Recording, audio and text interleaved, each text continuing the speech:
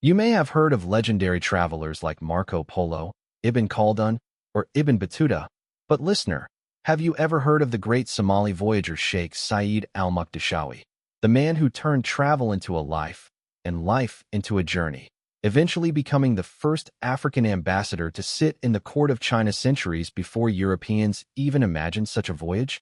Born around 1295 in the bustling coastal city of Mogadishu, then a major port where ships from Arabia, Persia, India, and China converged, Sheikh Siciid grew up in a devout Muslim family known for scholarship, culture, and commerce.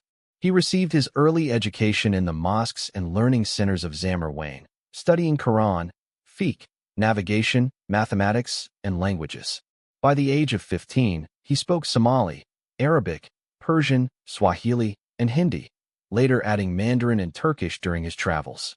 At 20, his first great journey began from Mogadishu to Yemen, where he spent 3 years in Sana'a and Aden working in the spice trade and teaching astronomy and maritime calculation before moving on to the Hijaz. There he completed the pilgrimage, studied fiqh for a year, and met renowned scholars.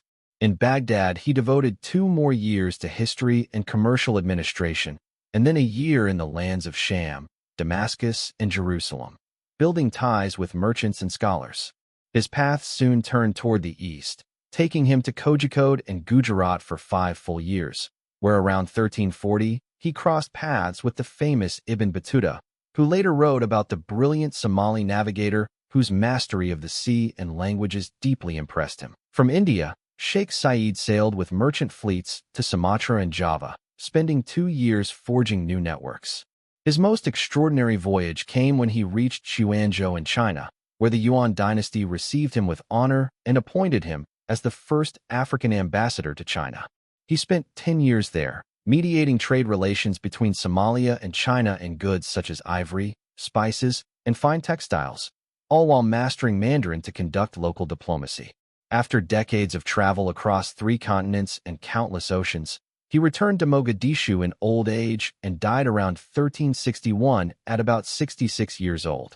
His legacy remains profound. The first African ambassador to China, a Somali traveler fluent in at least 7 languages, a diplomatic bridge between Somalia and distant empires, and a testament to the maritime skill, global commerce, and deep scholarship that defined the Somali world of the medieval era.